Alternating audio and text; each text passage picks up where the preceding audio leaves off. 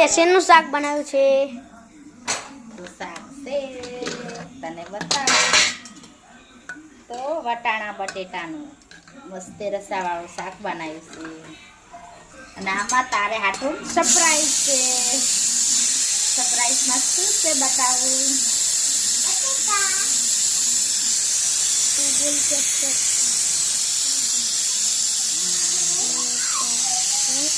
અમારી તવલાની સરપ્રાઈઝ છે.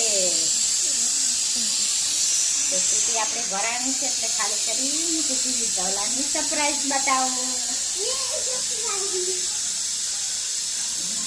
સરપ્રાઈઝ